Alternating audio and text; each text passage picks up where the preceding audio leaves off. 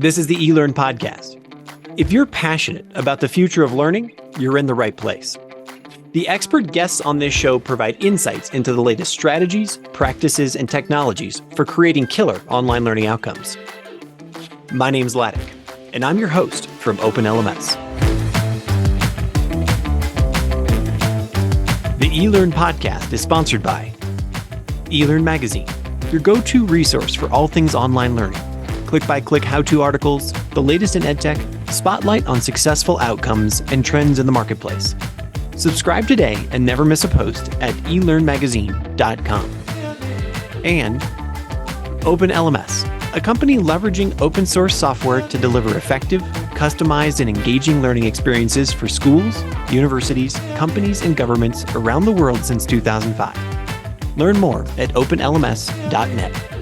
Hello, everyone. Welcome to the eLearn podcast. My name is Ladek, and my guest for today is Shawn Rosler, who is a Senior Instructional Designer with Office Practicum, and, more importantly for this conversation, the host and creator of the Coarse Grind podcast. Now, in this hilarious conversation, Shawn and I talk about the fact that podcasts are not just for creative storytelling, and the potentially missed opportunity by schools and businesses around the world to use podcasts as an effective way to deliver learning and skill building. We then talk about what resources a person, team, or company need to create an effective podcast. And perhaps more importantly, what can you do to humanize the material in a podcast so that your listeners care? We then talk about how Shawn got into the world of podcasting in the first place. And hint, it wasn't for the fame. And Shawn's take on the fact that we've now evolved into a landscape that is all video and audio all the time. We then talk in specific details for newbies so that they can consider before jumping into creating a podcast what they need to do, and the difference between a professional podcast with a purpose and a show that develops organically over time. We then talk about, in the age of followers, the elephant in the room. Do we actually care about how many people are downloading our podcasts? And is this something that we talk about with our school or company?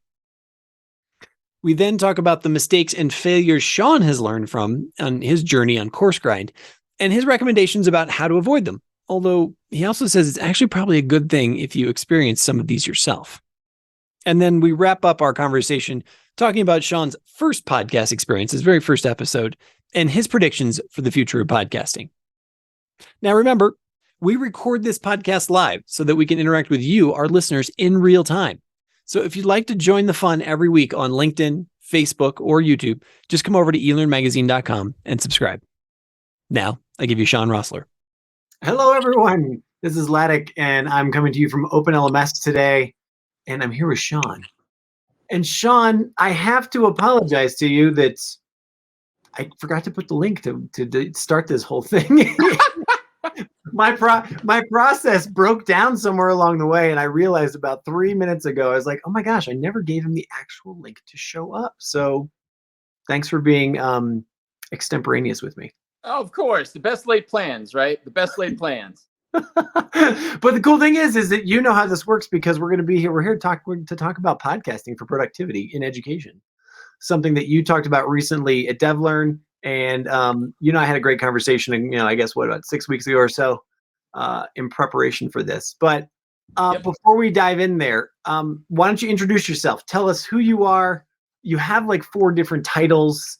What's the work that keeps you busy most during the day? That kind of stuff. Oh, man. Well, the work that keeps me busy most days is definitely my kids, my wife, and all that. But professionally, I am a Senior Instructional Designer for Office Practicum, Pediatrics Electronic Medical Record, based out of Fort Washington, Pennsylvania. Additionally, my wife and I do some contracting on the side, and in and amongst that, a podcaster. Podcasting both professionally and personally, recreationally, let's call it. Fantastic. And what was your synopsis? What was the theme that you put on for DevLearn? Like what was it about podcasting for productivity that compelled you to say, look, the world needs to know this? Sure. I think one of the things that we miss when we talk about the podcasts is that we think they're all recreational. We think they're all niche. We think they're all about alien abductions in some far off country of some rarefied species that we've never heard of before. Where we fall short is that we failed to identify that this is a platform people are absorbing knowledge in. It's not just about these wonderfully quirky topics. It can be about a process improvement. It can be about, like just today, I interviewed somebody about minimizing no-show visits in a pediatrician's office. So, And, they're very cross-applicable. So, okay. So then let's start there. Hi, I'm jumping into the conversation real quick to ask you a very simple, quick favor. If you are enjoying what you're listening to right now, if it's interesting, if it's entertaining, if you're pulling away value, if you're learning something, whatever the case may be, do me a favor and just hit subscribe on your podcast player right now. If it's on your phone, if you're listening on a computer, whatever it is, just take 2 seconds right now, hit subscribe. It helps us. You'll never miss an episode, and everybody wins. And if you really like this content, a lot, come on over to eLearn Magazine, throw your email address in there and subscribe there as well for other great content around our blog posts, around the events we play, and of course, this podcast as well. Thank you very much. And now back to the show. Take us through your process. So are you going through and actively identifying business processes or, things that need to be fixed, in the company that you work for, and then say, hey, look, I could create an episode out of this and do it that way? Or are you randomly creating, are you going out and finding experts and saying, hey, what needs to be fixed? Like what's your process for putting all that together? Yeah, sure. So the process overall, as I presented at DevLearn, was the PRAP process: purpose, resource, audience, promotion. So when you identify those 4 steps in the process, you're able to take a step back and go, aha, this makes sense. This is a need. It's just like when we do needs analysis or gap analysis or anything like that. You have to start with the purpose of it all. Too often, and I'm sure you're familiar with this. I want to start a podcast. Mm-hmm. And it's like, okay. And, you kind of grin, you go, haha.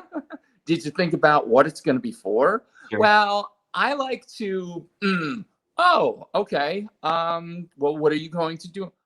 Oh, I didn't think about that. And there's this long list of didn't think about. And so, getting kind of granular in the process and identifying a need. And like one of the first needs that emerged, the professional podcast that I do, is that we didn't really have like a casual vehicle to communicate best practices for the software. And so this worked. And what we did was then we put faces with names and roles from within the company and put them out to our clients. And so the account executive was no longer just the account executive. It was Bob, the account executive, who has a dog, who blah, blah, blah. It kind of put a persona to it. And I think that's what, once you identify that need, you can personalize what can feel like a very technical topic. Absolutely. And it's instant street cred as well. I mean, it's absolutely instant street cred where that I love that you've humanized Bob or Cheryl or Zaid or whoever it is, it could be the salesperson, it could be executive or whatever.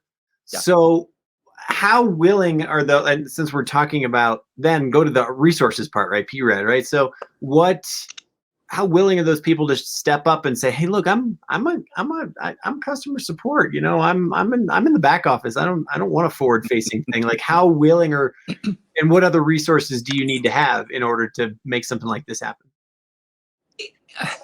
Let's talk willingness first. Willingness varies for sure. But, one of the stories I like to share when people, do get nervous about it. So I've been doing the podcast game outside of work for about 10 years now with the Coarse Grind podcast, the culinary offering, where I interview folks from Top Chef, from Chopped and all this, and then local culinary standouts who, like, I go to the restaurant, I'm like, that's amazing. I'd like to talk to you. I'd like to tell your story. And there is just as much resistance with them as there is, professionally. Professionally, you can kind of lean on it and go, yeah, but the company kind of wants it. Mm-hmm. But I always like to share, and this is Bible truth. You can look it up. Up until I was in 10th grade, I had a profound speech impediment to the point where I could not complete a sentence. And in 10th grade, my mother decided to, I was in band up until this point. I should mention that. So music was there. And my mother said, why don't you try out for the school musical, Grease?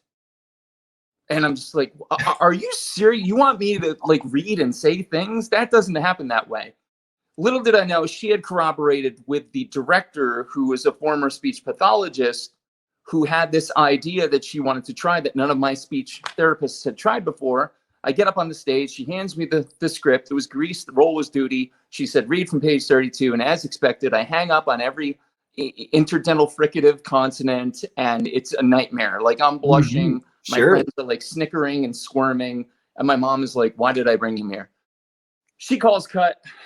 She hands me a song sheet, says, I want you to sing for measure 4, cues up the orchestra, and I sing. And every letter pops off my lips, and my eyes go like this. And my friend's eyes go like that. My mom's eyes go like that. And she calls cut and she says, now read that just like you sang it.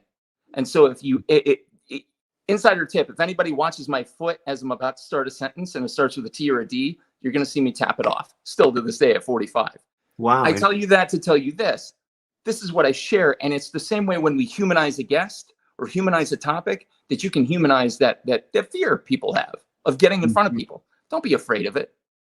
I love it. So I'm taking you down that path, and it's like, what, you stumbled into, I've been podcasting about a decade myself as well. Why did you start it? Like, was this just something that you're like, wow, it's a cool new channel that I can get out there. This is, hey, look, this is finally my opportunity to have my own radio show. Like, what was it that, got you started in this format?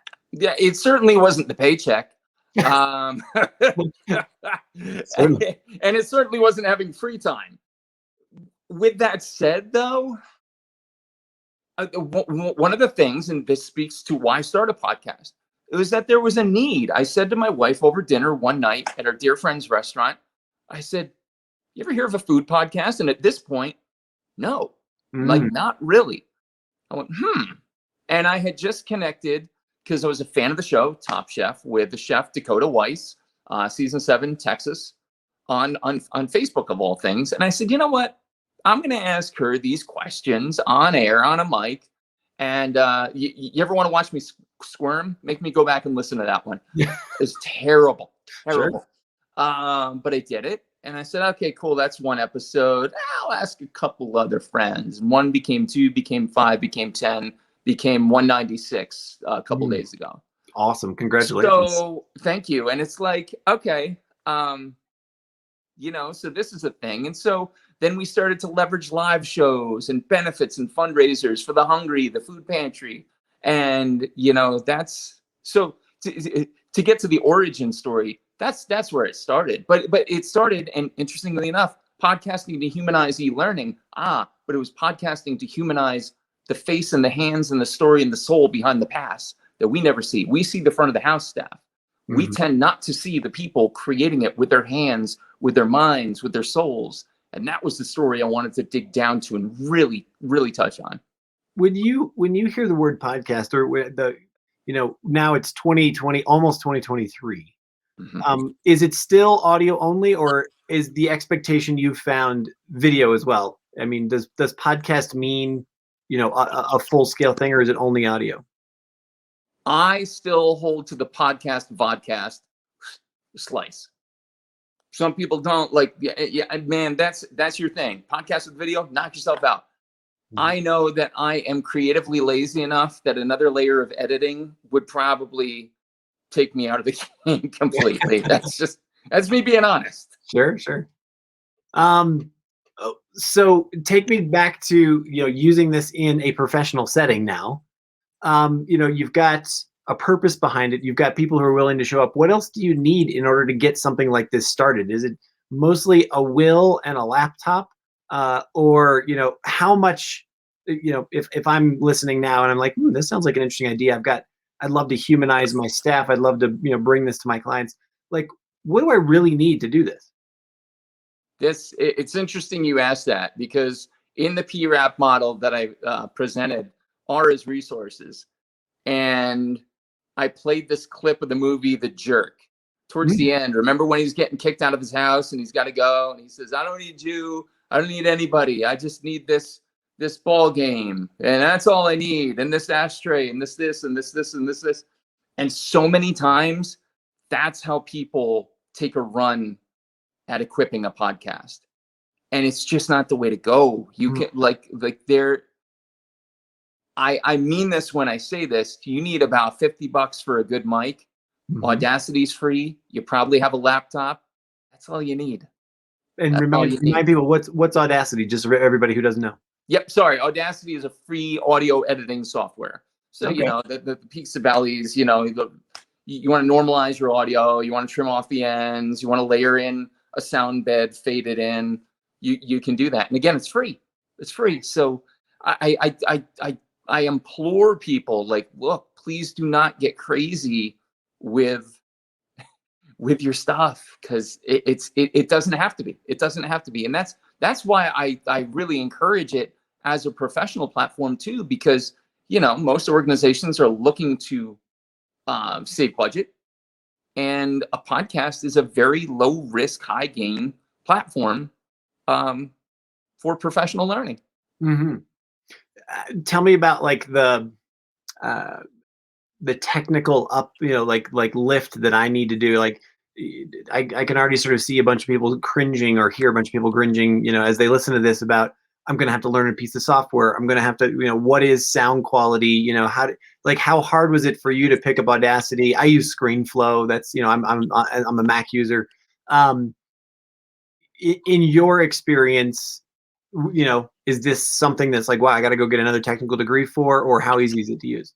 No. Audacity is not at all. If you know what a waveform is, and here, I'll teach everybody right now, when you see those lines, those big spiky things, when people are playing with sound, that's a waveform. The higher it is, the louder it is, the lower it is, the softer it is. And go from there. If somebody coughs, you're going to see something go, and then it'll come back in. Oh, that's the cough I want to trim out. Okay, great. And I really don't tend to worry too much about audio editing and really cleaning it up, because I like organic. I like vulnerable. I like natural. I don't feel the need. If your dog barks in the background, I'm going to ask it a question. Yeah, 100%. Just to play with it, because that's, again, a little bit of background in improv and that kind of thing. I can play with it. I can dance around. So when people are nervous, I'm like, just relax and let me lead you. Let me take you from point A to point wherever we go. And just don't worry about it. But again, you do want to trim stuff up. You do want to make things happen. I legitimately, 196, the first take, got to the end of it. It's cool. Went to bed, woke up the next morning, played it back. Absolute train wreck. And there was no amount of editing I was going to do that would save it. And so we had to retake it. So what was it about I guess I'm interested that, in that, what was it that made it a train wreck? Because again, it was pity. It was pity. And what I found was that I had a video app running in the background that was pulling the audio signal in just in weird pockets. I can't explain it. I probably couldn't reproduce it, but I went, oh, you got to be kidding me. And so, as the host, you got to dip in the humble fund and say, remember that one bottle of hot sauce I was going to send you for being on? I'll send you two. You want to do it again and make it sound like it's our first time ever talking? So what are you, when you're doing, juxtapose for me the difference between, professional podcast and the one that you are doing privately, length of episode, depth of episode, is it, keep it short and sweet? Is it really punchy? I mean, you just said you like the organic format. I do as well. And what about your listenership? What do they want to hear? It's a really good question. The listenership, all three of them, I think they like what I'm putting out there. That was supposed to be a joke. Ladek's sitting over there going, no, really, he probably only has 3 listeners. No, it's not true. It's not true. But no, so the difference for me is that, I don't necessarily use learning theory when I'm doing Coarse Grind. So usually it's just me and a chef or an artisan or somebody super cool hanging out and just talking about food trends we want to see, just get in a bus and go off a cliff, like, Mhm. bacon everything or artisan toasts, like stop, so we easily spend like 10 minutes just thrashing on trends. And it's fun because, like, honestly, I sit there and I wonder, like, am I rooted enough in my opinion to really hate the fact that, like, I love bacon, but my last guest was like, I'm tired of bacon everything. And I went, yeah, dude, Yeah. me too. Sure, yeah. Uh-huh. So like, so there's no science there. It's like, it's whatever hits the wall. When it comes to the professional, I do keep it to about a 13 to 17 minute block, Mm. and 5 questions tops. And if I see us going long, I will edit on the fly as I go. Again, keeping in mind that pocket of time is short. We want to make sure that we're giving folks what they need, when they need it, where they are, and how they need it. So how do you? So let's talk about what ultimately becomes what I think is the hugest elephant in the room, which is downloads, right? Do we care if I guess I'm going to let you talk about it, but it circles back to purpose and why are you doing it? Do I care how many people are listening to it? Do I care how many downloads a podcast gets to? Like, what sort of expectation should I have if I'm building a podcast, especially for educational purposes? Yeah. About its consumption. Yeah, I tend to have probably the worst answer you could go to for this, but I'm here and you're stuck with me, so here goes nothing. I have, since day one on Coarse Grind, been about just kind of the punk rock mentality. Like, I'm making the music, and if you listen to it, cool, and if you don't, there's another bar down the street, go listen to something else. Like, I've never, I can honestly say I've never really cared about that statistic personally. And professionally, I really feel it's kind of the same way. And here's why. We get so uptight about metrics. We get so uptight about numbers. But here's the thing. You can have 1,000 listens, and so what? Did you change anything? Mm-hmm. Not necessarily. You can have 30 students in the classroom as a teacher, and if everybody kind of comes in, goes out, you don't know what's changed. But when you see one kid change, when you hear one kid who went to culinary school because of your show, that's the money for me. Mm-hmm. And so in the same way, like, we could talk metrics, we could talk downloads, but I don't really care. What I care about at the end of the day is change. And if 1 out of 1,000 listeners, let's say, changed the practice because of it and it made their kids healthier, I've done my job. Does it come back? Have you had a conversation in your company about saying, okay, look, we're going to, put your time and effort behind this, and we need to see some return on it? Or is there a belief in the credibility factor, the additional resource for our clients factor, that kind of stuff? Yeah. I think that's really what it comes back to, is that, my podcasts are being repurposed into print format, into blog articles, into that kind of thing. So obviously there's content to it, and content is queen or king. Content runs everything, and content, this is additional content, and there is, definitely organizational faith in the process, in the content, in the integrity of the interview. So much.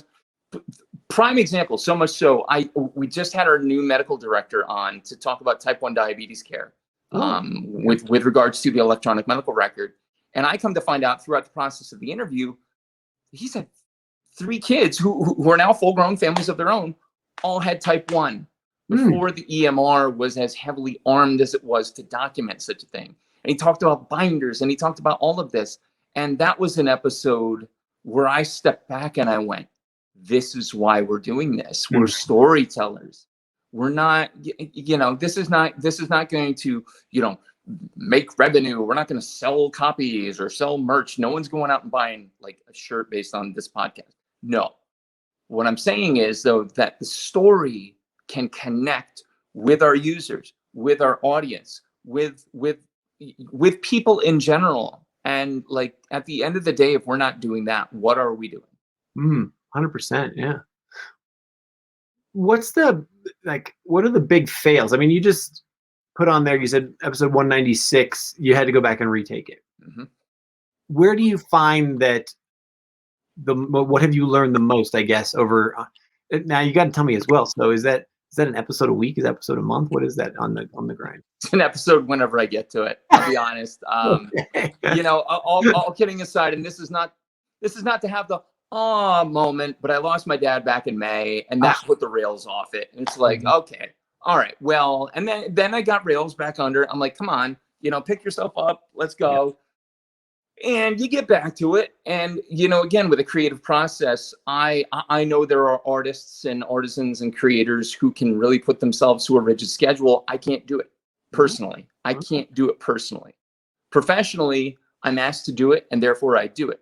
Personally, I can't do it. It's really whenever I get the guest, whenever it strikes me, whenever it feels good. Because sure. I mean, that's the definition of a passion project. I mean, that's the beauty of it as well. Like that. 1,000%. If you're not delivering if you're not delivering it in the way that you want to, then you lose the passion. This is one of the reasons why I never accept money to play music. Otherwise, it becomes a job. Darn it, you know. And you just don't. And it's as weird as it sounds. It's like I don't want a fifth job. So there you go. It's just a lot of fun. Yeah.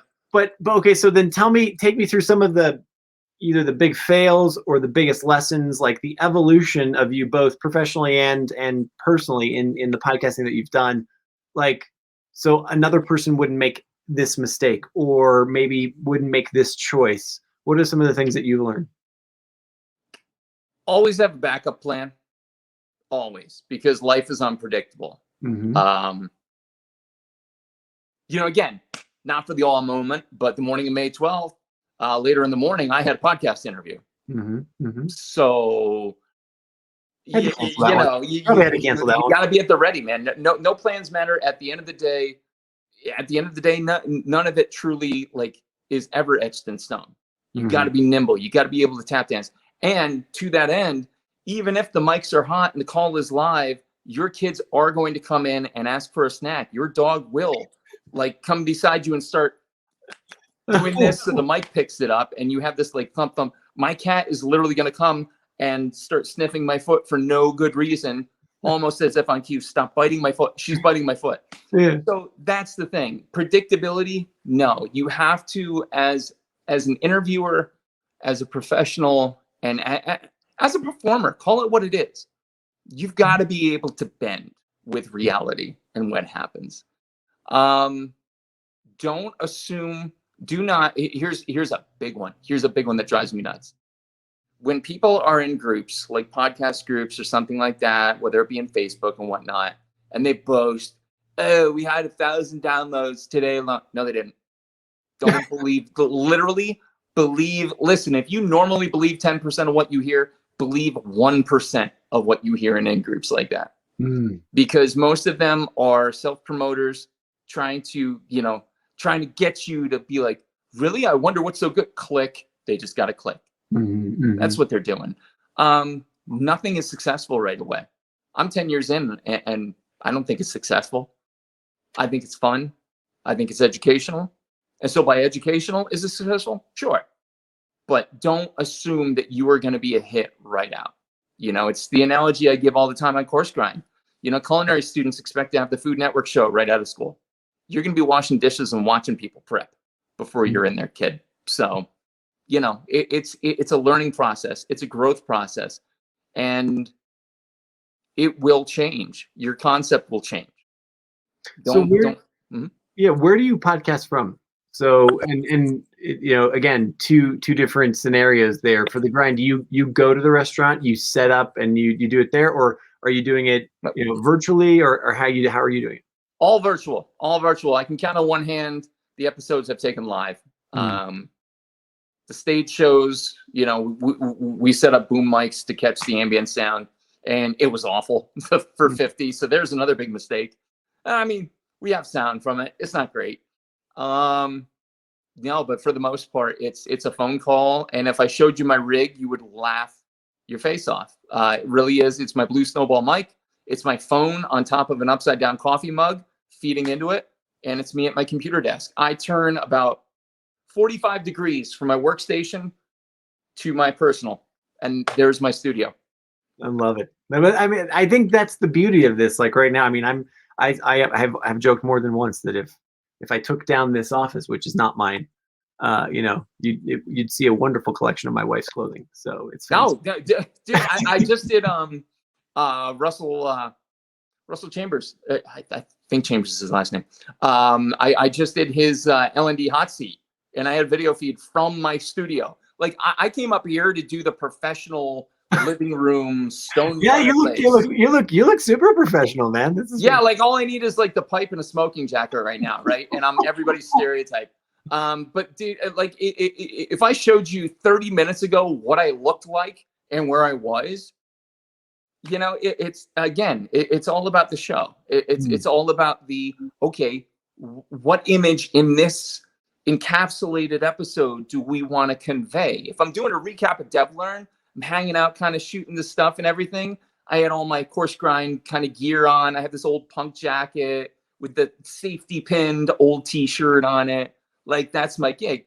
Here, we elevate a little bit. That's not to say I don't self-promote and have my podcast logo sewn into my suit jacket. Oh, that's awesome. You got to turn that around. You got to like inside out that thing. That's Here, let me see if I can. I'm at my wife's puzzle table. How sad is that right now? That is awesome. Coarse Grind podcast. I love it. There you go. Gotta get some merch. You're gonna get some merch for this thing. What was? Oh, I was just gonna. Oh, so, but okay. So take me there. So again, for most people who are listening here, they have different purposes, different outcomes, and whatnot. How important is tone for what you're trying to convey? I'm guessing that for your professional one, you're a little less slapsticky, or do you use that as your weapon? Like, do you keep it? Does your personality stay the same, or do you evolve or transform depending on your what your audience is? It's funny you mentioned that. I just had a conversation with somebody who I had met at DevLearn, who they had never met me, I'd never met them. And they said, you strike me as somebody who is the same in every situation you are in, no matter what. I said, yes, hands down, 100%, 1000% even. Like, if I'm on the Office Practicum ones, my humor is my way to self-deprecate, humanize. And again, this is the psychology of acting, psychology of comedy. You self-deprecate to endear yourself to the audience, to not come off as an egotistical schmuck. That's what you do. Same thing's true in the Coarse Grind. I am the unknowing. Now, granted, I've been cooking my whole life. I actually cooked an event with Tony Bourdain's former executive sous chef, who traveled with him on the road for no reservations, who is now like one of my best friends. Hey, you can call him Tony Bourdain. So I mean, you must have really actually done it. Yeah, I mean, I'm definitely like, I'm in the pocket. I can do the work, right? I understand. I understand a kitchen. With that said, though, I'll be the first in an episode to paint myself the unknowing amateur, because again, what do you get from coming off like everything? Nothing. I could roll in here and I could say. Okay, so that at what point that take me down that hole a little further, because I find that interesting. One of my hard and fast rules is that I have to show up to these conversations as an innocent, right? Otherwise, it's not a real conversation. If I have a preconceived idea, if I have too much information, like a Terry Gross, if I'm coming in with my notebook full of like 50 questions, I've read all your book, then it's not a real conversation to me, right? It's an interview, which I. Yeah, it's kind of a guided. It's kind of like the antique cars at the amusement park when they're on the track. Like, oh, yay, this is a fun, free-form conversation. No, it's not. You're on a track. You're going from point A to point B. Like, relax. Right. So yeah, no, I feel it's just, you don't get anywhere with people if you roll into it with already this. Well, I know, the difference between fromage blanc and Wachasa cheese, to a cheese artisan. Are those things? I don't know. Yeah, it's fromage blanc is a French cheese. Wachasa is Mexican cheese. Cotija is as well. Anyway, I wouldn't bring that up though in a conversation with a cheese maker. I would say, tell me about it. I grew up and my dad used the individual plastic wrap slices. That's where I came from. Give me what you've got. All right. You don't need to hear my knowledge on the topic. Maybe I'll sprinkle it in, but So what again? So let's think about our colleagues who are listening to this right now. Maybe I'm a professor. Maybe I'm an L&D professional at a company. Um, you know, 0 to my first podcast online. I mean, I pointed at, I put it at about $50. The effort to get somebody to do an interview with you. What else is missing? Like, for example, where are you, what's your syndicate? Where are you hosting? Like, what, I after am, you've got your episode, what do you do with it? yeah. So I have a wonderful high school friend who, like, we've been friends like since sixth grade, and he then moved down to Asheville, North Carolina. He was a local cable celebrity doing this kind of like Discordian humor kind of stuff. And early on, before Coarse Grind dropped, he started having me on as kind of like the straight guy, like honestly the Dean Martin to the Jerry Lewis, and I was. And so, like, that should tell you what kind of parts we play when we engage in things like this. And so, I asked him once. I had the conversation with my wife at the dinner, and he goes, "Oh, well, do you want me to be your producer?" And he's been my producer ever since. Awesome. And he's the second highest paid on staff at the Coarse Grind. So I'm at 0 and he's at less than 0. Yeah. Like, And donating his time every week. exactly. So he hosts the files on a domain, coursegrindpodcast.com, feeds it into the RSS feed, which then goes out to iTunes, iHeartRadio. There's other places. He's the producer. He's the brains behind it. Me, I'm just a pretty face, which shows you how bad off we are. But for me, then I take the produced episode and I slap a graphic on it and I throw it up to the YouTube channel. That's what I do. And so, if we look at cost, sure, we could do that. We could get it up into the RSS feed and everything. You have to have hosting. That's a minimal cost. That's not much. Mm-hmm. But really, if you wanted to be a purist about it, you wouldn't even need to do that. You could just host these things on a YouTube channel for free. Absolutely. Mm-hmm. And between Facebook, Insta, YouTube, all these different places, I don't know. I don't really want. I'm not a traffic cop. I don't watch the traffic. Amen to that. But I know YouTube's getting. I think I just got something that we just topped 100,000 like views. Like, wow! Congratulations. And I don't care. I'm sorry, I don't. That's not me being humble. That's not me trying to come off as like, oh well. 100,000 views, whatever. Yeah. But it was cool to see. And then, like, every once in a while, I'll get the top 20 food podcast of 2021 last year, and there I was, 9th in the list, and I'm like, out the other ear. Well, I'll say congratulations. That's pretty sweet, man. I'd love to be on the top of the list. That's fantastic. But again, like, what is it? Does it have anything to do with why I'm doing it? And I think that's why I find it. I'm like, great, thanks. I'm gonna go talk about why kids should go to culinary school. Yeah, at the end of the day, though, I mean, you're basically painting the picture of why anyone would do anything, especially as a passion, because if it doesn't feel like work, and you're doing great and people are resonating with it, and that's the holy grail of fulfillment. That's the holy grail of what, you get up every day and it just feels like play. Yeah. At the end of the day. Now, I'd love for you to get paid for it, and then you just play, and then the money just shows up. See, that's even better. Although I will say that saying about, do what you love and you'll never work a day in your life, I am mumbling under my breath what a pain it is every single script I write. So don't think for a second you're just going to be deliriously happy doing it. It's still effort. It's still work. Like, it's fine, but it's creative work. Yeah. So, Yeah, that's best kind.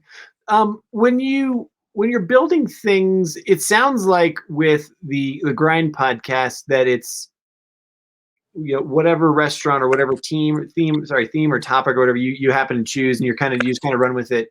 There hasn't been a collection. There hasn't been hey, this is our cheese collection, and we're going to do wines for 10 episodes, and we're going to do, sauces for another 10. Do I have that right?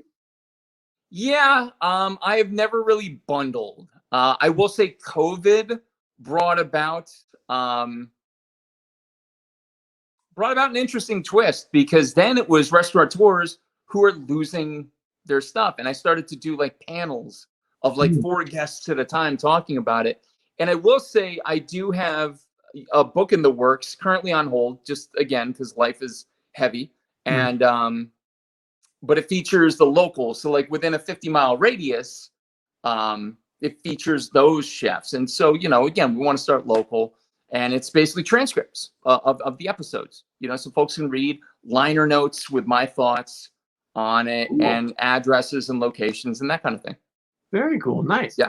Do you do, and then so flip it over to the professional podcast that you do. Is there a need to or a desire to bundle, say, hey, look, here is a bunch of support topics, and here's a bunch of, I don't know, forward facing sales stuff. I'm losing, my mind is. No, I get it. Yeah, yeah.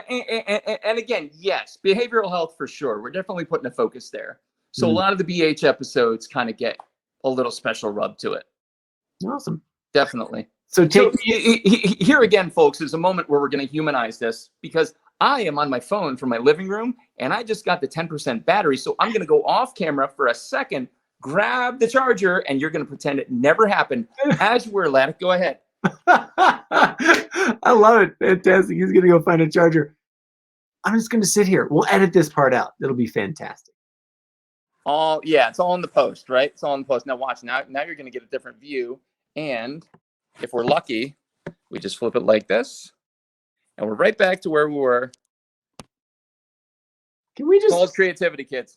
Can we just pause for just a moment and just delight in the fact that you're on your phone and I have this little laptop that I'm using, and we're having this live conversation. It's literally being broadcast to anybody who wants to listen, which is 0 right now. But isn't that fantastic? Although I think you may have gone on mute somehow. Oh no, you're there. Okay, cool. It was just quiet. All right, fantastic. Well, ironically, your 10% battery was perfect, because amazingly we've talked for 40 minutes already. What are you looking forward to in terms of 2023? I mean, how will the podcast continue to evolve? When are you going to get that book done? What are you going to do, in behavioral science and behavioral health? Like what's new, or is it more of the same? It's a great question. I think my kind of policy going into 2022 at this point is like, I think I'm just gonna let it ride. And I think too often we get so uptight about plans and planning and everything. 2022 kind of beat me up, took my lunch, and shoved me in my locker. So I'm just gonna kind of let it ride out. Carl Kopp, I'll name drop one and blame drop two, has implanted an idea post DevLearn. He came by DemoFest and saw me kind of overviewing everything I was doing with the PRAP model and the professional podcast. And he goes, cool. When are you writing your book? And not the book I was talking about. And I just kind of gave him a look as he walked away, and I'm like, bastard. But it didn't hurt. It didn't hurt. The presentation kind of wrote itself. And, when I went back and I looked at it, I'm like, well, maybe 23 is the year that we start to chip away at this. I don't know. All I know is that, to go back to the first point I made, really, about, if you're in this, there is no predictability. There are no plans. So, I think I'll just put the energy into keeping the wheels spinning here and now, and engaging with cool folks like you and like Russell. And this is why people say, like, you really don't turn down an appearance, do you? I said, no, because I'm in that seat a lot more than I'm in this seat. Sure. And I know what no feels like. And so I will go out of my way to make time and to spread this kind of message about, what is good practice with regards to podcasting, and how can we make it better? Fantastic. Well, Shawn, I can't thank you enough. I think, we can tell people to come over and visit you at the Coarse Grind podcast. Coarse Grind podcast, Facebook, the Shawn Rosler on Insta, Shawn Rosler on LinkedIn, and coarsegrindpodcast.com, Coarse Grind podcast on iTunes, or rather Apple Podcasts, as well as iHeartRadio. Fantastic. I love this conversation. Thank you so much for taking time out of your day in order to be on the eLearn podcast with me here. And I wish you all the best. Appreciate it, man. Thanks so much for having me, and keep doing what you do. You do it well. Thank you again for listening to the eLearn podcast. I just wanted to take one last moment here to ask you to, if you enjoyed this episode, if you learned something, if you had fun, if you liked the guest, if you wanted to learn more, if you feel like sharing this with somebody, do me a favor. Hit subscribe on your podcast player right now. Just do it right now before the episode ends. Hit subscribe, and that way you'll never miss an episode as we publish them every week. Thanks.